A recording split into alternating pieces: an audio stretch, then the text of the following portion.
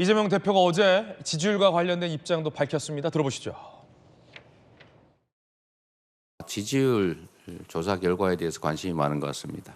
뭐 그것도 국민들의 뜻이니까 저희로서는 겸허하게 수용할 수밖에 없습니다.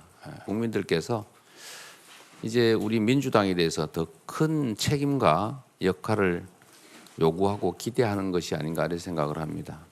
더 낮은 자세로 겸허하게 책임감을 갖고 임하는 것이 우리 민주당이 해야 될 일이라는 그런 생각을 하게 됐습니다. 자, 겸허히 수용해야 된다는 취지로 얘기했지만 기자가 질문을 했습니다. 그럼 당에서 도대체 여론조사 기관 관리 강화법 등 법안을 발의하거나 여론조사의 왜곡 조작 얘기는 자꾸 왜 하는 거냐? 겸허히 받아들인다면서 말과 행동이 왜 다르냐라고 물은 셈입니다. 그래서 이 대표 이렇게 답변했습니다. 다만 명태균 씨가 실제로 이제 여론조사 조작으로 지난 대선, 경선 또는 본선에 일정 정도 영향을 미쳤다, 또 조작이 있었다고 하지 않습니까? 그 책임을 묻는 수사가 진행 중이기도 합니다.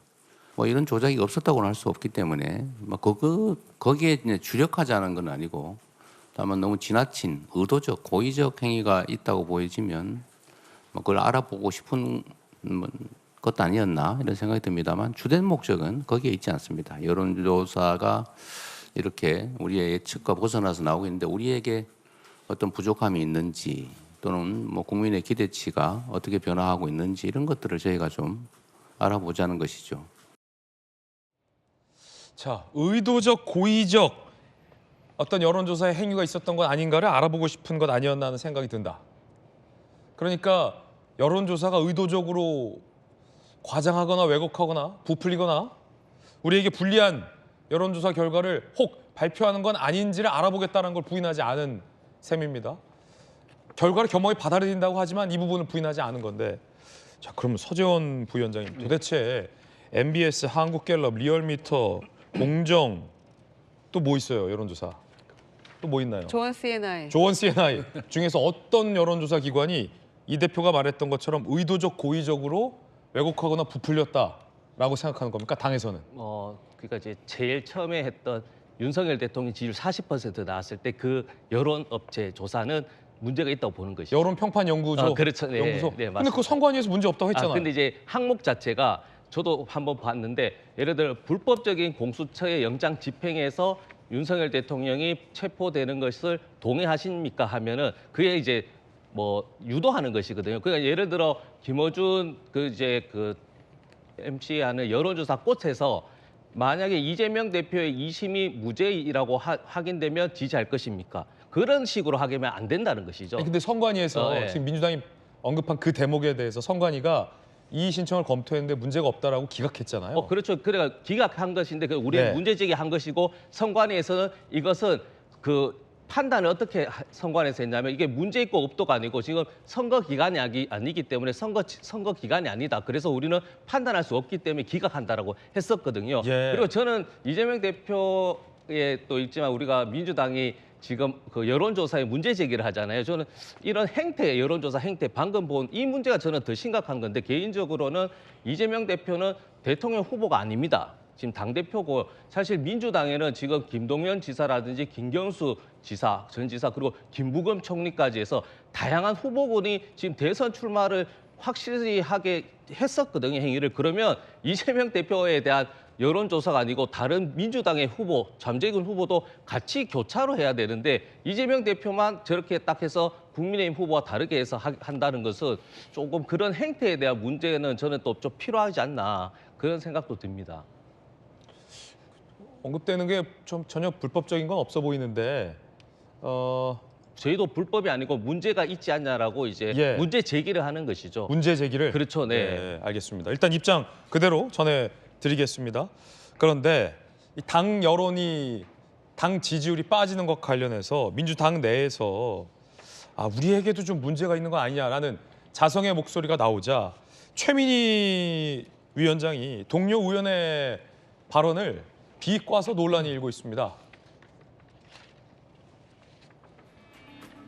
자, A 의원, 민주당 의원이요, 의원들 대화방에서 지지율 하락세와 관련해서 활발한 논의가 필요한 거 아닙니까? 국민들이 미래 권력을 심판하고 있는 건 아닙니까? 라고 자성의 메시지를 올렸어요. 그러자 최민희 의원이 무슨 의미냐? 천재 언어의 해설이 필요하다. 라고 글을 남겨서 논란이 일고 있습니다. 많은 언론들은 동료 의원을 천재라고 이른바 비꼰거다라고 해석하고 있습니다. 김유정 의원님, 천재 언어의 해설이 필요하다. A 의원에 대해서 천재라고 감탄을 하신 걸까요? 아니면 몇몇 언론의 해석처럼 이 천재의 말은 너무 어려워서 우리가 못 알아듣겠네라고 비꼰 겁니까? 뭐 두 번째 같기도 하고 아닌 것 같기도 하고 그럽니다. 언어학자 부를까요? 언어학자를 부를까요? 그런데 일단은 그 동료 의원의 이야기를 수용하는 그런 모습은 아닌 것 같죠. 예. 아마 거기에 대한 반기를 들고 얘기하는 것 같은데 글쎄요. 그 동료 의원이 이제 소위 친명 의원이신지 아니면은 그냥 뭐 어떤 특정 계파 아닌 그냥 이도저도 아닌 의원이신지 아니면 소위 과거에 이제 뭐 친문에 속한 의원인지 잘 모르겠어요. 개파는 없다고 하는데 그런데 저 얘기에 대해서는 지금 현재 나타나고 있는 지지율과 관련해서 우리가 조금 이해가 되는 측면이 있지 않습니까? 저는 그 동료 의원이 한 얘기에 대해서 예. 그런데 그거를 이해를 못하겠다고 하는 것처럼 들리기도 하고요. 아니면 부인하는 모습 애써 부인하는 모습 같기도 한데 최민희 의원 지난번에도 비명계 뭐 고개 들고 나타나면 당원과 함께 죽이겠다 그랬던가요? 네. 이제 그런 얘기도 해서 좀 거센 비난을 받기도 했었죠. 또 본인도 나중에 뭐 말이 좀 셌다라고 또 인정하기도 했었는데 저는 이제 당내에서 활발한 논의 필요하고요. 그 다음에 지금 저 동료 의원 누구인지 모르겠습니다만은 이 상황에 대한 것, 예. 지금 이 탄핵 심판과 관련해서는 파면은 기정사실화하고 다음 대선에 대한 이야기인 것 같아요. 그런데 어떤 의미에서는 중의적인 표현인 것 같기도 합니다. 가장 가능성 높은 정권 교체 가능성 높은 민주당에 대해서 국민들이 보기 시작했다는 이야기일 수도 있고 또 그 가운데에서도 가장 후보될 확률이 높은 이재명 대표에 대해서 들여다보고 있다 국민들이 그런 표현인 것 같기도 하고요. 그렇다면 우리가 이재명 대표도 여론조사에 대해서 겸허하게 수용하고 우리가 들여다본다고 하셨는데 그렇게 받아들이는 게 맞지 않을까요? 그런데 천재의 언어는 해설이 필요하다. 그래서 저는 해설이 딱히 필요 없는 것 같아요. 저는 그냥 충분히 이해가 가능한데 제가 천재인가요? 그런 가끔 옆에서 보면 약간 천재적인 천재성도 있긴 합니다. 그러니까 이제 서로 지금 예. 보세요. 총선 이후에 막 이재명 대표에 대해서 비판도 쏟아지고 예. 소위 총선 때 비명 행사도 나오고 일극체제 이야기도 나왔습니다만은 당에 가장 필요한 것은 수용성과 포용성이에요. 지금 이 당내 인사들이 똘똘 뭉쳐야만 우리가 대선을 치러낼 수 있다고요.